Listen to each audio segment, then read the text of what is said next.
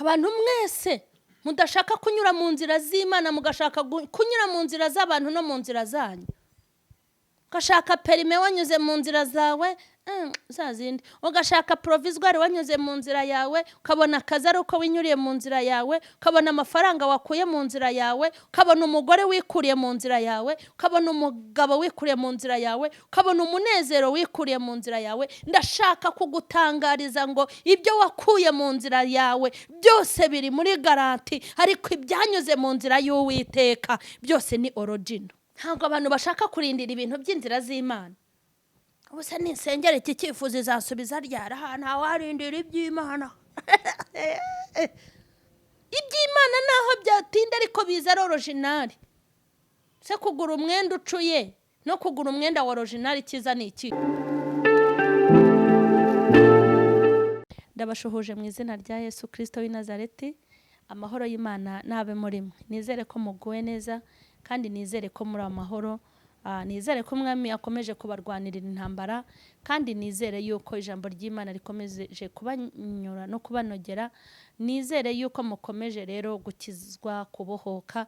Nizere ko kandi hari n'ubutabazi Imana iri kugenda iboherereza, kuko ubundi ubu ijambo ry'Imana ni ubuzima. Ijambo ry'Imana ni ubuzima, kandi umuntu wese uryumva akanaryumvira aba afite ubuzima.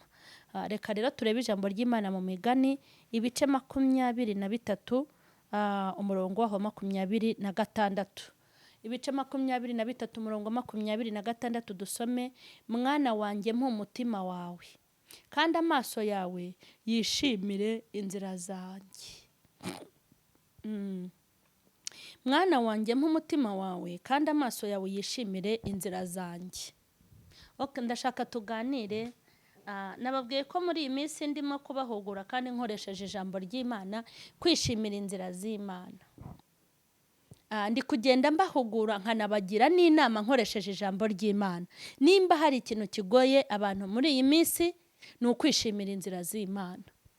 Kandi reka mbabwire, ntabwo ari mwebwe mwenyine, n'abantu benshi. Kwishimira inzira z'Imana ni ikintu kigoye, kubera ko imihanda Imana inyuramo, ntabwo Imana inyura mu makaro gusa, ntabwo inyura muri kaburimbo gusa. Imana ikunyuza no mu mahwa, ikakunyuza mu mifatangwe, ikakunyuza muri nyarihuna, ikakunyuza mu bunyereri, ikakunyuza mu babisha, ikakunyuza mu makuba, ikakunyuza mu bagambanyi, ikakunyuza mu bantu bashaka kukurya udatetse bakumira bunguri.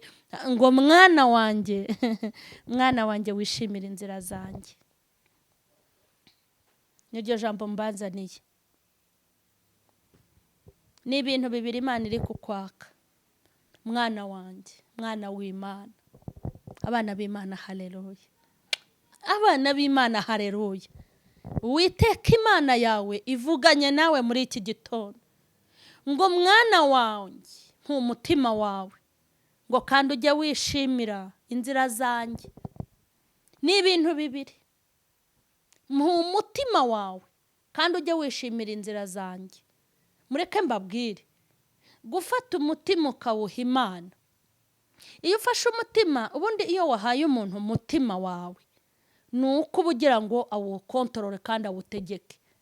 Gufata umutima wawe ukawuha Imana, biba bishatse kuvuga ngo uyu mutima Mana nguhaye, ntuzongere kujya aho utashatse kujya, ntuzongere gutekereza ibyo udashaka, ntuzongere kujya aho udashaka, ntuzongere kwigira inama, ntuzongere kwiyobora, ntuzongere kwitegeka, ntuzongere. Ndawuguhaye ukoresha ibyo ushaka. Abantu benshi mu buzima ntabwo imitima yabo bayihaye Imana.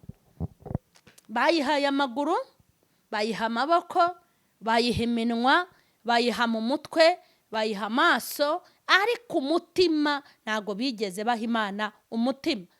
Kandi umuntu udahaye Imana umutima, ukayiha ibindi, kandi umutima niwo moteri, niwo fondasiyo. Umutima niho Imana ikoresha kugira ngo ishyikirane n'ubugingo bwawe. Ariko ngo mwana wanjye mpa umutima wawe. Ndashaka kubanza kubwira abantu ngo mufate imitima yanyu muyihe Imana. Nese umutima kuwuha umukobwa, ntago mujye mubeshyanya ukabwira umusore ngo naguhaye umutima wanjye sheri, umusore akabeshya umukobwa naguhaye umutima wanjye baby, mama ushenge, kandi muba munababeshya. Hari n'umuntu umutima wawe hakawugira akadenesi hakajya wukinisha. Hari umuntu hano umutima wawe hakawugira akabumbu agapira hakajya wuteramo amashoti. Hari umuntu umutima wawe hakawukomeretsa hakawujomba ibikwasi hakawukanda hakawurya inzara ukangirika hakawukoresha nabi. Ku imitima muyiha abantu, kuki mudafata imitima yanyu ngo muyihe Imana? Umutima se ntuwuha umugabo uguca inyuma? Umutima se ntuwuha umugabo ugukubita? Nimba imitima muyiha abayangiza, imitima mukayiha ababahemukira, ni gute wakima Yesu umutima wawe? Ni gute wakima Imana umutima? Ntimuyihase n'abatarabayisabye. Ukabwira umuntu ngo uhaye umutima wanjye rwose, kandi koko ukanawumuha mama, ntaho umukinzi. Ariko kugira ngo mufate imitima muyihe Imana, umutima wahaye Imana. Iyo wahaye Imana umutima niyo ufite wakomeretse Imana ihita iwomora. Niyo reka mbabwire, rimwe hari yerekwa umwana wanjye yigeze agira, ndavuga inti Imana irareba. Yigeze abona ngo abona ikiganza cya Yesu kiraza gifata umutima wanjye ngo kiwukuramo wanjye. Niyereka umwana rimwe yagize ngo uwo mutima ngo wukuyemo, ngo abona ni umutima uriho ibisebe, ngo ni umutima urimo ibibyimba, ngo birimo n'amashyira. Iryo yerekwa ryarandijije ndarira cyane. Hanyuma ngo Imana ngo irawufata ikajya iwukamura uwo mutima, ngo ikawukamura hakavamo amashyira menshi, ngo imaze kuyakanda irangije ngo irawoza neza, irongera irawushyira hano. Ntago nababwira ayo mashyira ngo abantu yawukamuriyeho, ako ni akabanga, ariko ngo irongera irawoza. Kubera iki? Hari impamvu hajeho ibibyimba, hari impamvu wajeho n'amashyira. Urumva ni umubabaro, ni uguhangayika, ariko arawukanda amashyira ashiramo, arangije arawoza. Ndashimira Imana irangije irongera irawusubiza. Umutima iyo wawufashe ukawuha Imana, nta muntu wawukinisha kuko ntawo yabona. Ni umutima iyo wababaye Imana irawomora, iyo wahangayitse Imana irawuhumuriza, iyo wababaye Imana irawushimisha, iyo uri mu kaga Imana irawutabara. Ikintu cya mbere nje kukubwira, fata umutima wawe uwuha Imana. Umutima wawe Imana, uzamara imyaka yawe yo kubaho wishimye, kuko wawuhaye abantu kandi ntibabura kukubabaza. Ariko umutima wawe nuwuha Imana, uzahora mu gitereko, uzahora utuje, uzahora wishimye, uzahora unezerewe, uzahora uririmba, uzahora utekanye. Haleluya. Impamvu imitima y'abantu ibabara kandi ikababara ikazaho ibikomere ikabura uyomora, ni uko imitima mwarayigumanye, munayitanze muyiha abahemu, muyiha abambuzi, muyiha ababihemu, muyiha abatazirikana, muyiha abantu batari inyangamugayo. Ariko Yesu ni inyangamugayo. Ufata umutima ngo mwana wanjye nk'umutima wawe. Icya kabiri, umaze kuma umutima wawe kandi ujya wishimira inzira zanjye. Nahashaka gusoreza kwishimira inzira z'Imana. Uko biri kose inzira z'Imana dukwiye kuzishimira. Imana ishobora kukunyuza kure, ukanyura mu butayu burimo inzoka ntizikurye, ukanyura mu mutayu harimo amasasu ntihagirire kugeraho, ukanyura mu butayu harimo inzara ariko ntikwice, ukanyura mu butayu burimo abagambanyi ariko ntibagushobore, ukanyura mu butayu burimo ikizira ariko ntikikwice, ukanyura mu butayu burimo amazi ariko ntagutembane, ukanyura mu butayu burimo umuriro ariko ntushye. Kwishimira inzira z'Imana. Abantu benshi ntago bishimira inzira z'Imana. Inzira z'Imana, ubushake bw'Imana burasharira, ariko impamvu nkunde inzira z'Imana, naho yakunyuze yakure tu ariko urango kagerayo. mpamvu nkunda inzira z'Imana, niyo uhuriyemo n'ababisha iba yiteguye kukurwanirira, niyo unyereye ihita igufata ukuboko. Inzira z'Imana nizo kwishimirwa, nubwo zisharira, nubwo zigoye, nubwo ziremereye, nubwo bigoye kuhanyura no kureba uwo muhanda aho ugiye gukandagira biragoye, ariko inzira z'Imana, haleluya, nizo kwishimirwa. Mana ndayishimye, inzira z'Imana nizo kwishimirwa, haleluya. Inzira z'Imana nizo amahoro, nizo kwishimira. Reka nkubwire, Imana ishobora kukugeza imyaka 40 utarashaka. Hari iyo nzira yemeye kukunyuzamo, ariko aho ushakiye ugashaka. Ariko wakiharurira iyawe nzira y'imyaka 22, hari iyo wiciriye, reka nkubwire, ugashaka ukarwikorera ku mutwe. Kandi nk'ubu hari abantu bikoreye ngo batazanatura. Nk'ubu ngiye nikoreye urugo, ariko ngenzi ko nzarutura. Ntago nzakomeza kurwikorera ku mutwe. Kubera iki se? Urambaza iki? Ntago ngiye nzakomeza kurwikorera. Mfite iminsi n'amezi n'imyaka ngomba kurwikorera, byose nabivamo. Ngomba kuruntura bikajya hasi. Ariko hari abantu bazikorera ingo paka urinda upfa dukiri ku mutwe wawe. Inzira z'Imana ni nziza, naho zaba zirimo ibigusha, naho zaba zirimo ibigeragezo, naho zaba zirimo ibiryana, ibishariri, zipfa kuba ari inzira z'Imana. Inzira z'Imana, ushobora kurindira imodoka yavuye mu nzira z'Imana ukamara imyaka 20, ariko ukishakira imodoka yavuye mu nzira zawe ukamara imyaka 5 ukayitunga amezi igasekura igiti. Inzira z'Imana nizo nziza. Inzira z'Imana abantu ntibazishaka.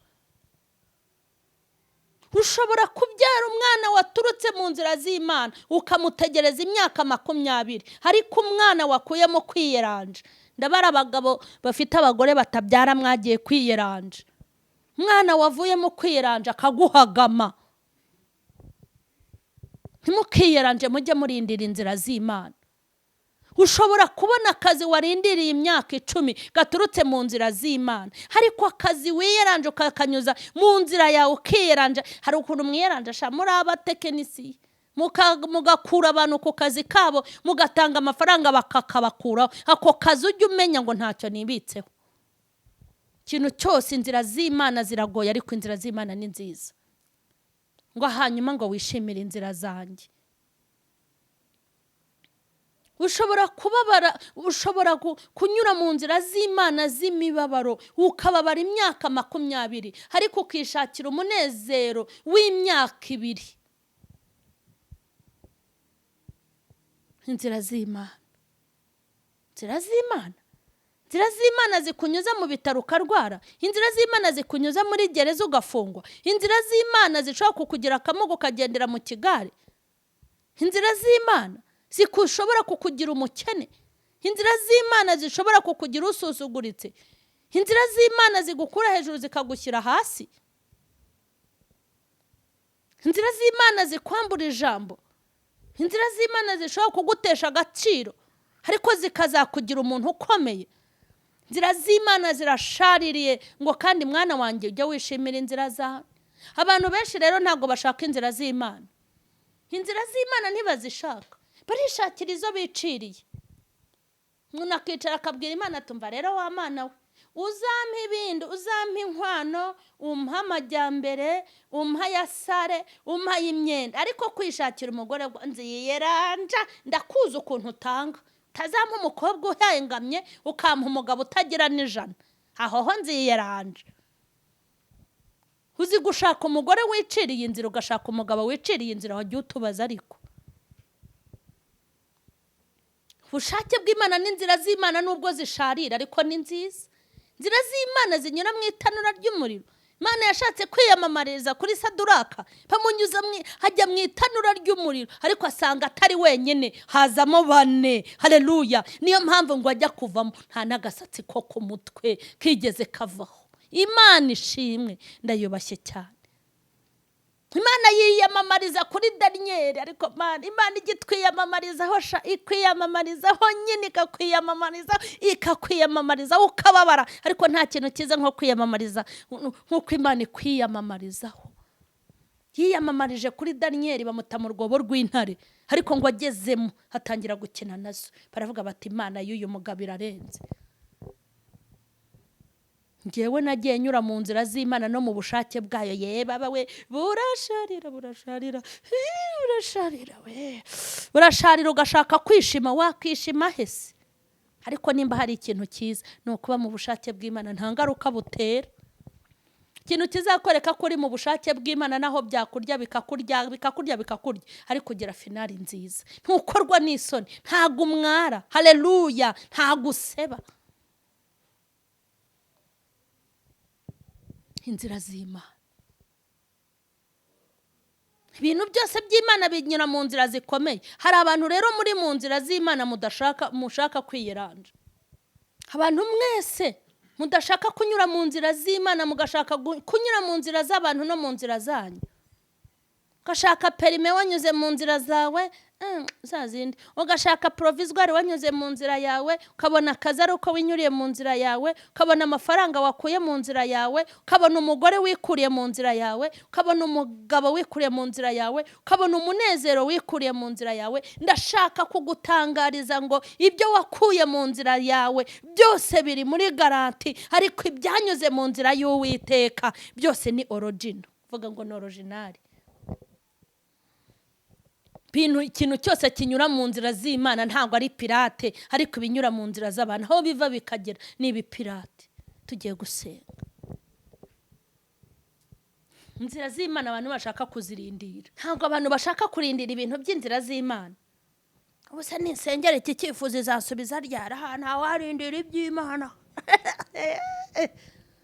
Iby'Imana naho byatinda ariko biza ari original. Se kugura umwenda ucuye no kugura umwenda wa original, cyiza ni iki? Umwenda ucuye kihoreresha, ni nk'amakanzu naguze ejo bundi, parantuburiye, uyikubita mu mazi, hano ukabona hano haje irangi, hano ukabona haje irangi. Erega pirate nubwo igura make ariko iba ari pirate, original iba ari original. Inzira z'Imana ni original, izacu ni pirate. Ibintu byose uzanyuza mu nzira itari y'Imana ntibizagerayo, nibinagerayo ntibizatindayo, ariko ikintu cyose cyanyuze mu nzira y'Uwiteka kiba gifite uburambe, gifite uburame, ntabwo kiba kiri muri garanti. Haleluya. Hari igihe ujya kugura igikoresho ngo tuguhaye garanti y'amezi 3, garanti y'amezi 3 nyanga kubiwe, ariko hari igikoresho ujya kugura nk'iyo uguze nka firigo, ukagura nka kwiziniyeri, baguha garanti y'umwaka, imyaka 3. Umuntu uguha garanti y'imyaka 3, imyaka 2 cyangwa n'umwaka, aba yizeye igikoresho cye. Ibintu binyura mu nzira z'Imana, haleluya, biba bifite garanti ikomeye cyane iri hejuru. Tugiye gusenga. Wanyuze mu nzira yawe bigutera icyaka, Imana iti warindiriye nkakurambagiriza, uti mbabarira rwose, utazampa umuntu ufite ikibazo, ufite ubumuga bw'ubuhumyi.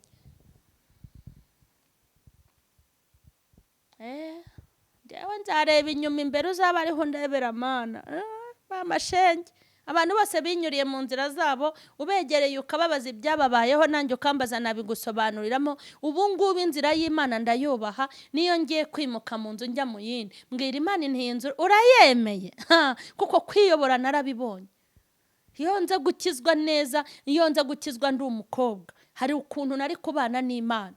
Wowe rero ukifite amahirwe, hari ibintu ukwiye kubaza Imana mbere y'uko ubikora, kuko inzira zawe zizagukamana, inzira zawe zizahinduka umwijima, ariko inzira y'Uwiteka ihora ari umucyo. Mana nibafashe. Mana nziza, Mana nzima, ndagushimye. Inzira zawe zirengeje 1000, mu nzira zawe harimo uburinzi, mu nzira zawe haba ubutabazi, mu nzira zawe harimo kurwanirirwa, mu nzira zawe n'iz'umucyo, inzira zawe n'iz'ibyishimo, inzira z'Imana n'iz'umunezero, inzira z'Imana n'iz'ubutabazi. Mana, kunyurana mu nzira nawe ni iby'agaciro. Ndasenze cyane mu izina rya Yesu, kugira ngo inzira zawe zitunogere, kandi inzira zawe tuzimenye ndetse tuzisobanukirwe. Ndagushimye nyakubahwa, ndagushimye nyagora ku ngoma, cyubahiro n'ikibi cyawe mu izina rya Yesu. amen. Imana nibaho umugisha, mwese mwifuze kwinyurira mu nzira z'Imana, nimukomeze mukore share, mutanga mwandika aho hepfo kuri comment, mutanga inama ndetse n'ibitekerezo, kandi mukomeze mugubwe neza n'inzira z'Imana. Imana ibaho umugisha.